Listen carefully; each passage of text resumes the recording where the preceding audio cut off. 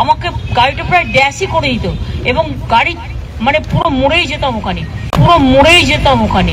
উনি নাটক করতে পছন্দ করেন বলে একটা অ্যালিগেশন বহু সময় আছে। জয় জয় সীতারাম বন্ধুরা, দেখুন ভোট আসলেই মমতা ব্যানার্জিকে হুইল চেয়ারে বসতে হয় আর তার সঙ্গে সঙ্গে আল্লাহ আল্লাহও করতে হয়। আল্লাহ কা কসম, আল্লাহ কা কসম। দেখুন গত 2-3 দিন আগে মমতা ব্যানার্জি বর্ধমানে গিয়েছিল, সেখান থেকে ফেরার সময় কোনো একটা গাড়ির ধাক্কায় নাকি মমতা ব্যানার্জি প্রায় মরেই যাচ্ছিল।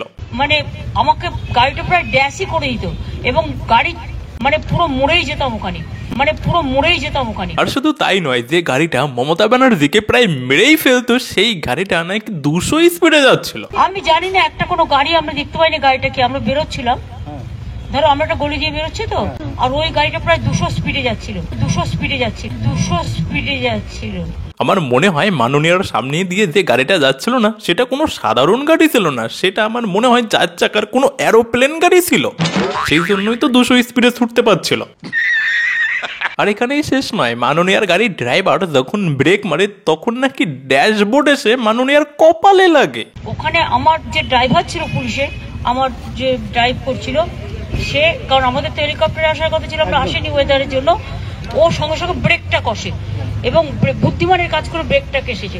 ব্রেকটা যখন কষেছে আমার পুরো ড্যাশবোর্ডটা এসে মাথায় লেগেছে, ড্যাশবোর্ডটা এসে মাথায় লেগেছে। দেখুন এতদিন আমার আপনার মতো মানুষের মনে হতো যে 4 চাকা গাড়িতে যদি কখনো জোরে ব্রেক মারা হয় তাহলে হয়তো কপালটা বা মাথাটা গিয়ে হয়তো সামনে ড্যাশবোর্ডে লাগতে পারে, কিন্তু না, এতদিন পৃথিবীর মানুষের ভুল ধারণা ছিল। আর এবার আমরা সঠিক তথ্যটা জানতে পারলাম যে গাড়িতে দ্রুত ব্রেক মারলে সামনের মানুষগুলো ওই ড্যাশবোর্ডে গিয়ে ধাক্কা খায় না, বরঞ্চ ওই ড্যাশবোর্ডটাই শয়তানি করে এসে মানুষের ওই মাথায় ধাক্কা মারে। তাছাড়াও দেখুন, মুখ্যমন্ত্রী এমন একজন লোক যে যেখানে গিয়ে যা কিছুই ঘটুক না কেন তাতেই তার জ্বর চলে আসে। আমারও মনে হচ্ছে একটু জ্বর আসছে এবং গা গুলোচ্ছে। দেখুন আমাদের মাননীয়া মমতা ব্যানার্জি, ইনি এমন একজন মহিলা যার কপালে চোট লাগলেও জ্বর চলে আসে, পায়ে চোট লাগলেও জ্বর চলে আসে। এখন থেকে প্রায় 3 বছর আগেও নন্দীগ্রামে গিয়ে মমতা ব্যানার্জির পায়ে চোট লেগেছিল, তার জন্য মিডিয়াতে সে বলতে যাচ্ছিল যে জ্বর বোখার। कहाँ कहाँ आपको चोट लगी है दीदी? पूरा फूल गया। ओके दीदी क्या कलकत्ता वापस जाएंगी? अभी जा रहे हैं, अभी बहुत दर्द हो रहा है, अभी জ্বর হবে। और ये कहाँ पे? अभी জ্বর হবে। और ये कहाँ? अभी জ্বর হবে। और ये कहाँ? আর সেই ঘটনার পরেই সারা বাংলা দেখেছিল যে মাননীয় মুখ্যমন্ত্রী মমতা ব্যানার্জি কিভাবে হুইল চেয়ারে বসে ভোট প্রচার করেছিল, এবং চারিদিকে তৃণমূলের আইটি সেল এটা ছড়িয়েছিল যে মাননীয় মমতা ব্যানার্জিকে খুন করার চেষ্টা করা হয়েছে। तुम्हें शर्म है कुछ? আর সব থেকে মজার ব্যাপার, যেই ভোট শেষ হয়ে গেল, ভোটের রেজাল্ট বেরিয়ে গেল, সেই দিন সন্ধ্যার সময়তেই তার পা পুরোপুরি ঠিক হয়ে গেল এবং সে তার নিজের পায়ে হেঁটে বেরিয়ে এসে মিডিয়ার সামনে ভাষণ দিলেন।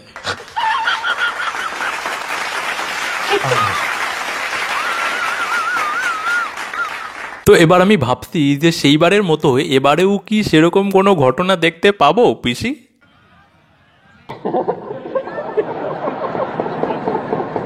আমার মনে হয় পিসির এখনো কোনো প্ল্যানই ঠিকঠাক কাজ করছে না, সেই জন্যই হয়তো না বলছে। सही पकड़े हैं। তাছাড়াও মমতা ব্যানার্জির গাড়ির ব্রেক মারায় ওই যে ড্যাশবোর্ডটা এসে যে মাথায় ঢুকে দিল না, তার জন্য নাকি মমতা ব্যানার্জির কপাল থেকে নাকি কয়েক ফোঁটা রক্তও পড়েছে। ব্রেকটা যখন কষেছে আমার পুরো ড্যাশবোর্ডটা এসে মাথায় লেগেছে, আর তখন একটা কনকাশন হয়েছে এবং কিছুটা রক্তও পড়েছে। তাহলে একবার ভাবুন যে কত জোরেই না ড্যাশবোর্ডটা এসে মেরেছে। তাও তো খুব ভাগ্য ভালো যে পিসি সিট বেল্ট পড়েছিল বলে গাড়ির সামনের কাঁচ ভেঙে বাইরে গিয়ে পড়েনি। তো চলুন এবার সেই গাড়িটা দেখি যে গাড়িটা 200 স্পিডে মাননীয়াকে উড়িয়ে দিতে যাচ্ছিল।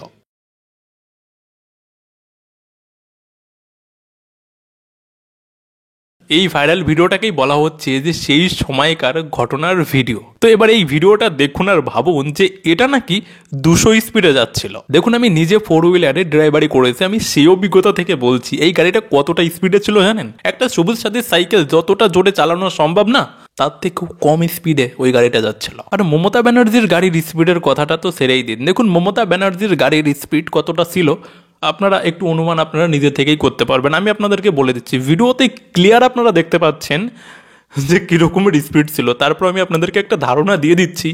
দেখবেন গ্রাম অঞ্চল দিয়ে যে সমস্ত মেয়েরা সবুজ সাথী সাইকেল চালিয়ে যারা স্কুলে যায় না, তাদের স্পিড যতটা ছিল না, ওই মাননীয়ার গাড়িটাও ঠিক অতটাই স্পিড ছিল। কারণ একটা রাউন্ড থেকে একটা মেন রোডে উঠছিল, তো সেখানে গাড়ির স্পিড খুবই কম ছিল।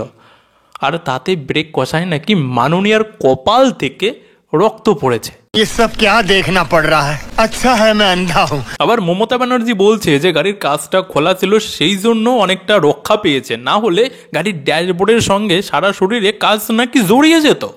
কাজটা খোলা ছিল আমার, কারণ আমি পাবলিক মিট করতে করতে আসি যখন লোক দাঁড়িয়ে থাকে।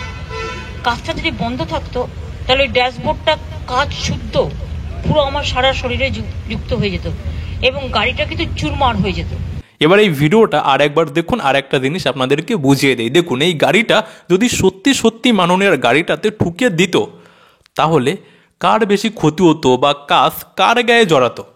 যে গাড়িটা ওই যে ওইরকমভাবে গেল, ওই গাড়িটা এসছে তো ড্রাইভারের সাইড থেকে, মাননীয়ার সাইড থেকে তো আসেইনি। তাহলে যদি গাড়িটা ধাক্কা মেরেই দিত, তাহলে কাজ বা মানে ক্ষতিগ্রস্ত কে হতো? ড্রাইভার হতো, কারণ মাননীয়া তো ওই কোনায় বসে আছে। আর ওই গাড়িটা প্রায় 200 স্পিডে যাচ্ছিল, পুরো মরেই যেতাম ওখানে।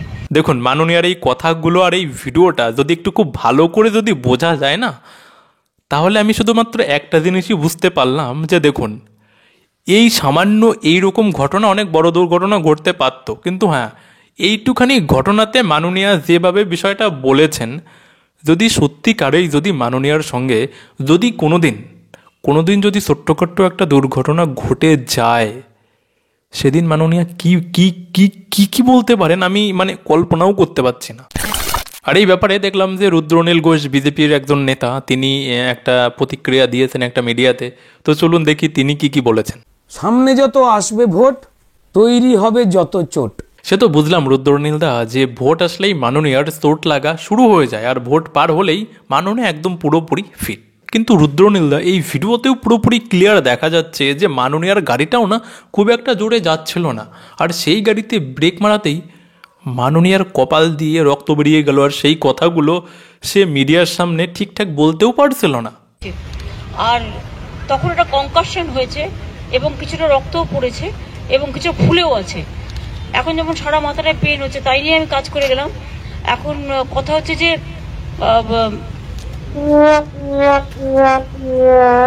গাড়িটা যদি আসলে কি হয়, রোজ মিথ্যে কথা বলতে হয় তো তৃণমূল নেত্রীকে, তাই উনি গুলিয়ে ফেলেন যে কালকে কি বলেছে। দেখো রুদ্রনীল দা, মমতা ব্যানার্জি নাটক করুক আর যাই করুক, এইসব করে তো দেখি মমতা ব্যানার্জি ভোট তো ভালোই পায়, আর এবারেও হয়তো পাবে। উনি কারুর ভোটই পাবেন না। কি বলো রুদ্রনীল দা, উনি কারোর ভোটই পাবে না? এটা কোনো কথা হলো? চোরেদের ভোটগুলো তো নিশ্চয়ই পাবে। চোর ছাড়া উনি কারুর ভোটই পাবেন না। তো গাইজ দেখো, আজকের ভিডিওটা কোনো এন্টারটেনমেন্ট ভিডিও তো ছিল না, কিন্তু তারপরেও একটু চেষ্টা করেছি এন্টারটেনমেন্ট করার, কারণ আমার চোখে যে জিনিসগুলো পড়েছে, আমি যে ভিডিওই বানাই আমি চেষ্টা করি যে পুরোপুরি ডিটেলসের সঙ্গে প্রত্যেকটা বিষয়ে হালকা পাতলা করে ক্লিয়ারভাবে সাধারণ মানুষকে যাতে পুরোপুরি বিষয়টা বোঝাতে পারি, আমি সেরকমভাবে এন্টারটেনমেন্ট ভিডিও হোক বা সিরিয়াস ভিডিও হোক বানানোর চেষ্টা করি। তো জানি না আমি আজকের ভিডিওতে তোমাদেরকে কতটা কি বোঝাতে পেরেছি, বাট আমি নিজে যেগুলো লক্ষ্য করেছি আমি সেগুলো বোঝানোর চেষ্টা করলাম। তো ভিডিওটা যদি মানে একটু ভালো লাগে তাহলে লাইক করে দিও, আর যদি শেয়ার করার মতো হয় শেয়ার করে দিও। তো আজকের মতো ভিডিওটা এখানেই শেষ করছি। যারা গত ভিডিওটা দেখোনি, পাশে দিয়ে দিলাম, অবশ্যই গিয়ে দেখো যদি সময় থাকে। তো বাই।